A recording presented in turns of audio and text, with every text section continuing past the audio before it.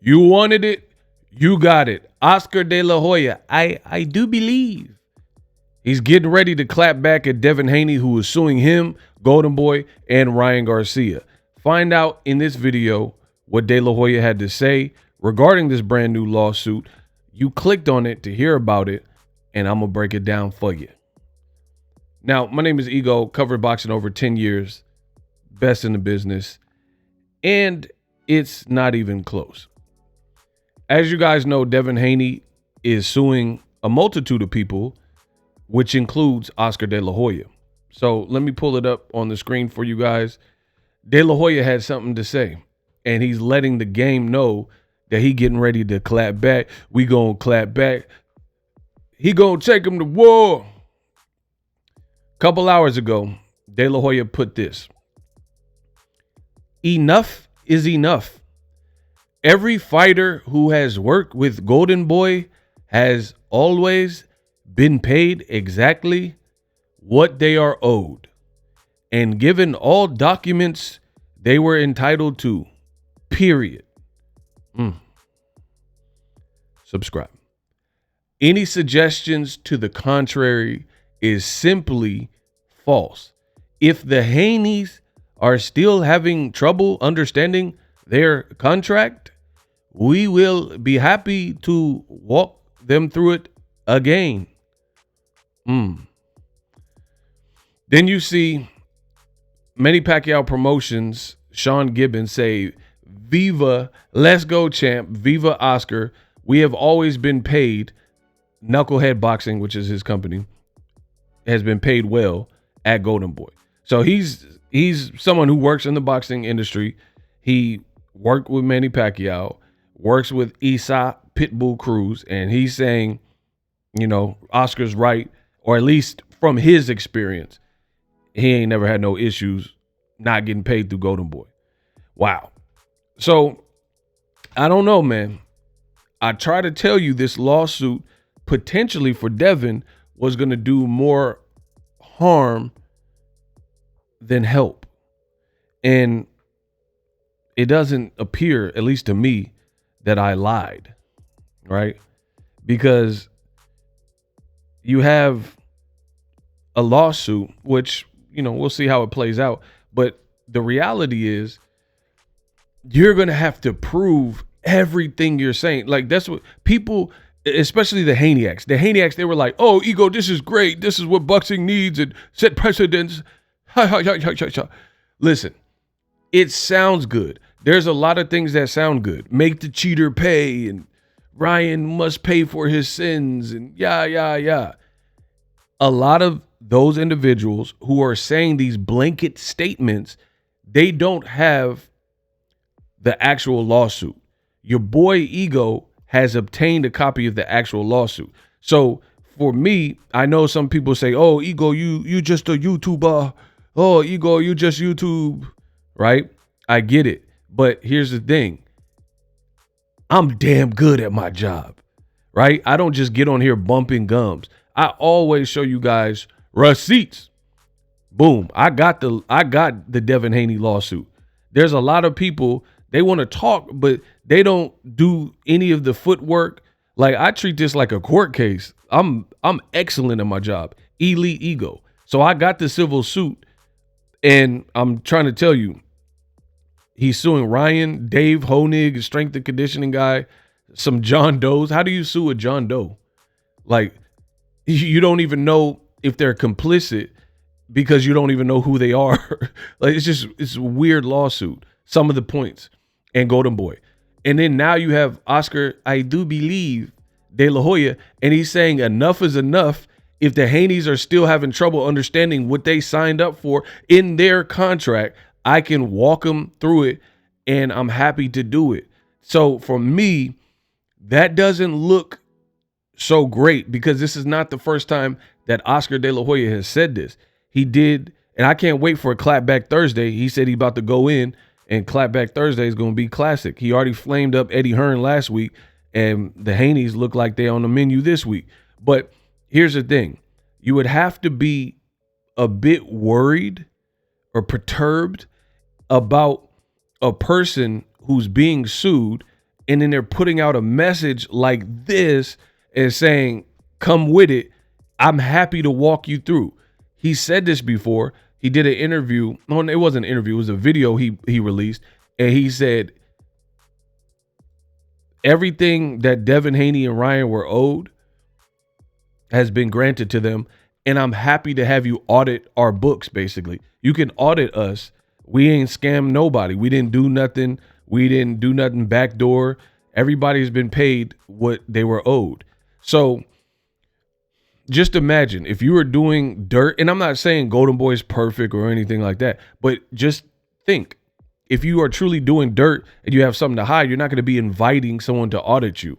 I would imagine you would just probably remain quiet. So the fact that De La Hoya, at least publicly, is seemingly so confident and like, yo, come look, we'll walk you through it again and prove to you that we paid you everything that you were owed. That has to be concerning for the Haney lawsuit. So I told you this lawsuit was going to hurt more than help in many ways, especially if he doesn't win. And if De La Hoya is openly telling you to come look at it and he's trying to clap back Thursdays and all this type of stuff, then it's going to be interesting to see where this goes. And then as far as the Ryan portion, you know, the onus is on you. You got to prove Ryan Garcia is a cheat. And not only that he cheated, that he deserves the punishment you feel he deserves, which is whatever amount of money that you're trying to gain from this, and like above and beyond what he's already been punished. He's already suspended. He already has, you know, whatever reputational damage comes with testing positive in a fight, and you want his punishment to exceed that, then you really gotta get on the stand or whatever, submit your case as to why that should be the case. So I'm definitely into, you know, courtroom dramas. It's going to be very interesting to see how this all plays out. But I would be a bit worried if I was Devin Haney's team, to be honest, that De La Hoya keeps saying much of the same stuff. I'll walk you through it. I'll walk you through it. You got paid everything you want. And that's the fantasy with a lot of fighters. Part of what makes a lot of fighters successful is almost delusion, you know, having this delusions of grandeur, like nobody can beat me kind of attitude, right? But when it comes to the business side of things, that delusion won't really serve you well because your expectations might not be the same as reality. You ever see those memes where it says, order this from Wish or Temu, and it's like expectation versus reality? And it'll be a Michael Myers mask from the movie Halloween, right? And it's a crispy mask that they used in the movie. And then you see when you ordered it off Wish, it's this janky mask that looked like a horrible copy of the true Michael Myers mask. Expectations versus reality. And I've noticed that with a lot of these fighters, especially the young fighters, where these fighters, their expectations of whatever they could bring, they'd be like, oh, me and so-and-so is a massive fight. And I know the business. I've been in this business over a decade, earning my coin. Some of the fights that people are telling you are great big fights, Haney Garcia included, this didn't break any records. He didn't break Tank's record versus Rolly with this fight. So it's easy to say this is going to be colossal, but I told you they shouldn't have put this fight in the East Coast. Ryan also did some things like acting crazy or whatever that unsold the fight. And this just was a horrible event, especially for Devin Haney's stock. This is what it is. And I think that we'll see through this trial in this court, the civil case, of who's in the right and who's in the wrong. And I truly believe that the Haney's expectations of what this fight was supposed to do financially probably won't align with what it really did. And Eddie Hearn even talked about this, and he was brought in for Devin Haney's side, right? Eddie Hearn has an interview with Andre Ward. Literally, he says, Devin, I told him how much he can expect to make for this Ryan Garcia fight. And he says that Devin was like, it's all on wax. He said Devin was like, nah, I'm going to make this. And he says Devin was wrong. And then Eddie Hearn claims that whatever he told Devin he would make for this particular fight, he said he was very close to the number of how much he actually made. This is what happens, like I've said from day one, when you clout chase Tank Davis. You don't have the same attributes as Tank Davis. He is a star. He's been branded different. He's a knockout artist who can box. He has his own fan base. Hip hop is behind him. The urban community is behind him. Others are behind him. Baltimore's behind him. And again, he has exciting fights, right? You try to clout chase his leftovers and it did not work out in your favor. And you probably thought, because if I recall correctly, I think Devin Haney estimated that this fight, even Ryan Garcia, they were saying crazy stuff like this fight would be bigger or could be bigger than the Gervonta Davis fight. This was in the buildup. They were saying somehow, even Ryan said it, somehow this fight would be bigger or could be bigger than the fight. Even De La Hoya, he said this will be a top 10 gate. And I told you that was cap. I didn't see it.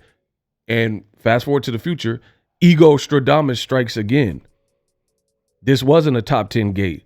This didn't surpass the financial gain of the Gervonta Davis Ryan Garcia fight. And now Devin's career is in shambles for pictures like this and how it played out. And I think he's looking for someone to blame, but much of the blame goes to you and your team for missing a lot of pivotal steps like rematch clauses, rehydration clauses. You could have canceled the fight when Ryan was tripping. You could have canceled it when he missed weight by almost 4 pounds. And now you're trying to sue, and we'll see. We'll see how it plays out. But De La Hoya does not look spooked or does not sound spooked. And really, neither does Ryan Garcia. So we'll see how strong of a case Devin truly has in the upcoming months, as soon as this is assigned a date. And it's just bad. Like I said, the lawsuit from Devin has misspellings. Why? How come a YouTuber who's not legal advisor is pointing out easily? Like my first viewing, I noticed that they spelled Osterine wrong throughout the lawsuit complaint. You don't have anyone checking these things. You don't have like a proofreader or something. Imagine Devin Haney, whatever the legal retainer is for legal services to file this complaint, and they don't even do spell check. They don't even check for continuity to make sure the one drug that Ryan had in his system was spelled correctly. This looks so novice and so rookie, it's not even funny. But check out my previous video where I break down the lawsuit. You guys should enjoy that. I took a deep dive into this lawsuit, part 1. For part 2, let me know in the comments of that video that you want a part 2. Just type part 2 in that video. Not this video, but that video. And I'll put a card up right now.